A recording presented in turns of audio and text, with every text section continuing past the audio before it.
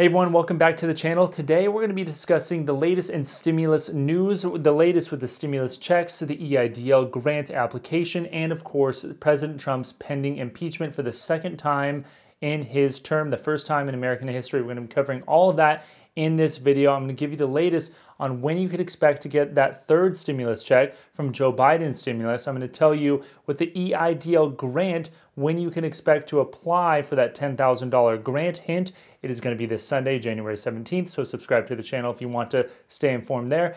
And we're going to be covering all the political news and telling you how it relates to the stimulus negotiations. With that being said, my name is Kevin Conway. I make stimulus news videos like this all the time, so be sure to like this video. It really helps get the information out to more people. I sincerely appreciate each one of you guys who likes the video. I really do. And if you're new here, consider subscribing to the channel as well. I do my best to bring you the latest information as clearly and unbiased as I possibly can and telling you exactly what you need to know. Now, before we get into it, if you're looking for a good stock trading app, I use M1 Finance. There's a link in the description below. It's free to use. You get $30 to sign up. Use my link if you want to get that $30 or use someone else's link. It's just a good app if you're looking for one. With that being said, let's get right into the latest news. So first things first, if you are waiting to apply for the EIDL grant, that is the $10,000 free forgivable money that you get if you have a side hustle of any kind or you're self-employed, you're an independent contractor, you drive for Uber, you do DoorDash, whatever it may be,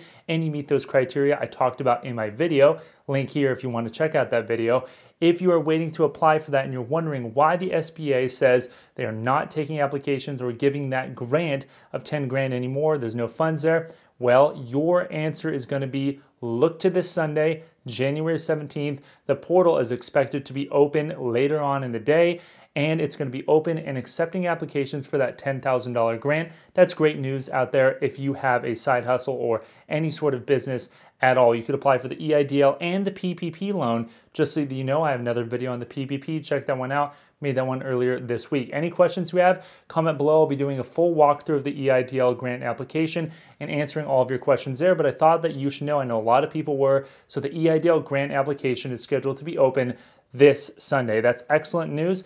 Now, if you're looking to apply for the PPP loan and you're a minority-owned business or a woman-owned business, you can apply right now for the general public. Everyone else outside of that category, you are eligible to apply for the PPP round 2 tomorrow. Now, the PPP loan, you need to apply through your lender. There's a list of SBA lenders I'll put in the link in the description, so check out that if you're looking to apply for a PPP loan. Now, for everyone else out there who's just wanting to know, when are we going to get that third stimulus check? When are we going to get boosted unemployment insurance benefits past the $300 that have already been passed so far? Or if you're waiting out there to get those benefits in the first place, what is going on with all of that? So I'll start with the unemployment insurance benefits that have already been passed.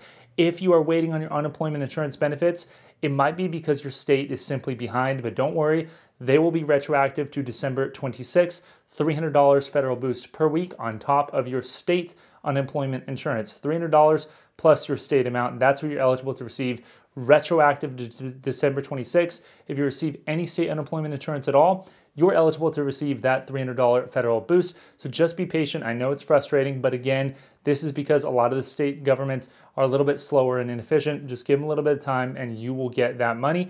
Now, if you're wondering, what are we going to do about this third stimulus check? Is it going to be $2,000? Is it going to be $1,400 or $600 or zero? And what are we going to do about the unemployment insurance benefits that have been passed but are scheduled to expire March 15th or around March 15th? Well, the answer is Joe Biden is going to be releasing his stimulus bill January 14th. That is what he's going to release to everybody. Now, it doesn't mean that he'll get it passed, but because he will have unified control in the government with the House, the Senate, and the White House, the chances are the majority of what he wants in there can pass. And technically, they could use reconciliation to pass the whole thing, but it's doubtful they'll do that. I explained why in the past few videos. But the chances are you're going to get a third stimulus check. Joe Biden promised that if they won the Georgia Senate races, you would get a $2,000 stimulus check. That is what he said, and that is what he's repeated. That is what many in his party and people on the Republican side of the aisle have said they want to see. A lot of people are struggling out there, and that's what they want to see, the $2,000 check. Now, what's unfortunate is that Senator Joe Manchin, he's kind of the most important senator in the Senate right now because he's a centrist Democrat, and he's basically the 50th Democratic vote in the Senate. he controls all of the power. I mean, if he doesn't vote with the Democrats, they're not passing what they want if they do it on partisan lines. So he basically said he wants that $2,000 check, but he doesn't want it to go to high-income households. So if you make more than 6 figures, that's a number that he cited, above 6 figures, it's doubtful you'll receive that third stimulus check, or if you do, it'll be significantly reduced. But for everybody else, you likely will get that stimulus check, and it'll be based on your 2020 income, not your 2019 income, because now we're in 2021. They'll be able to look at the IRS records, your payroll checks, and everything else. As far as unemployment insurance is going, it is still in debate whether or not it's going to be raised to $600 per week. I expect that it will be, because that is what the Democrats have put forward several times with the House of Representatives, and that's what was in the CARES Act. Now we have $300 per week, so I expect it to go up to $600 per week. We'll know when Joe Biden releases the stimulus plan on January 14th. We're going to know how long it extends to. It'll likely be tapered with the unemployment rate in the country. As that goes down, the amount of federal boost goes down as well. But again, we'll know all of that in the very, very near future. So subscribe to the channel so that I could tell you exactly what that bill says right when Joe Biden releases it to the public. Now let's get into the political updates, because this is fascinating. It's never happened in American history ever before. First time it's ever happened that a sitting president has been impeached, not once, but twice, and that is what it will happen today. The House of Representatives is going to pass impeachment articles against President Trump. What does that mean for President Trump, and what does that mean for everything else? It simply means that the Democrats in the House, which only need a simple majority, which they have right now, will be able to pass an impeachment article against President Trump, citing him for either high crimes or misdemeanors, and that is what they're going to cite for the Capitol Hill riots. They're going to blame President Trump and say that he should be impeached. They're going to send those articles to the Senate, and it's the responsibility of the Senate to try President Trump if they choose to do so, and they need a 2/3 majority in order to actually convict him. It's unlikely they'll do that, number one, because of the timing. President Trump is scheduled to be out of office in less than a week. And number two, it's unlikely they're going to get 2/3 votes, because they're not going to have 2/3 of Democrats, and it's expected to be a party split line. It's expected to be that mostly all Democrats and maybe 1 or 2 Republicans vote to convict him, but it's unlikely they'll get the entire sum of the Senate to actually vote and convict President Trump, and it's unlikely they'll do it after President Trump's out of office. Joe Biden has said that he doesn't want to do that. He wants to simply move on with life and actually take office himself instead of having this hang over. Now, with the banning of the application Parler, which is used by a lot on the right, and the perceived censorship of a lot of right-wing media, it also is unlikely they'll actually push forward and ban President Trump. Sorry, not ban him, but impeach him.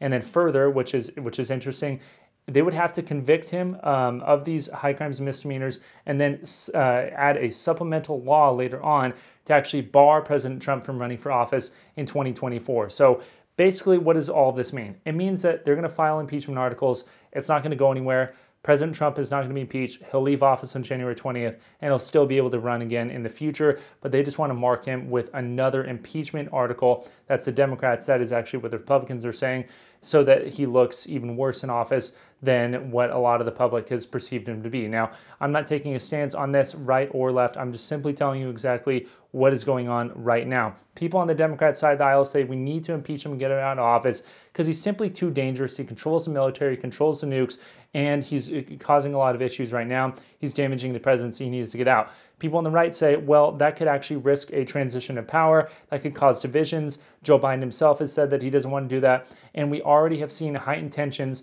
with 10,000 National Troop Guards going to Joe Biden's inauguration to keep the peace there. We've seen very, very high tensions on the horizon. So it's unlikely they'll go forward and move on this. The House is scheduled to vote either later today or on Wednesday. It's expected to pass, but it's unlikely to get convicted. Now, all of this is interesting because it's probably going to slow down the stimulus when they're focused on trying to impeach President Trump and trying to convict him. It's going to slow down that second stimulus bill. If they didn't have this going on at all and Joe Biden introduced that bill, it's likely they get working on it and pass it much sooner. But unfortunately, that is the way it is right now. Now, the last interesting piece of news is that the CDC has revised their guidance on the vaccines and are now allowing it to have broad distribution. If you are 65 and older, you're now eligible to get the vaccine. If you have a pre-existing condition, you're now eligible to get the vaccine. Previously, it was limited to certain people in healthcare or those above the age of 85 and 75. So it's ratcheted down now. It's a much wider spread. It's unlikely they'll be able to get a second dose right away, but you could get the first dose, give yourself that 70% immunity on or about 70% immunity and protect yourself from the virus.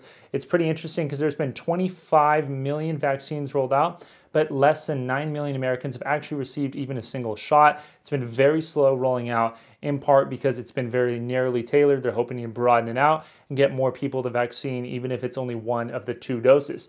Now, what's interesting is that the Health and Human Services Secretary says, first, we've already made available every dose of the vaccine, and we've been holding back the second doses as a safety stop. So we now believe that our manufacturing is predictable enough so that we can ensure second doses are available to people from our ongoing production. So essentially, even though they are going to give this vaccine broadly, it's likely that once you get it, in a few weeks' time, you'll get that second dose and get that 95% immunity. Now, the Pfizer CEO has said this is exactly what needs to be done because we've been slow rolling out the vaccine. We have a new strain of the vaccine, new strain of the virus in this country that is highly transmissible, highly dangerous, and so this vaccine works against that. If we can prevent the spread of that virus, we're going to be in a much better shape.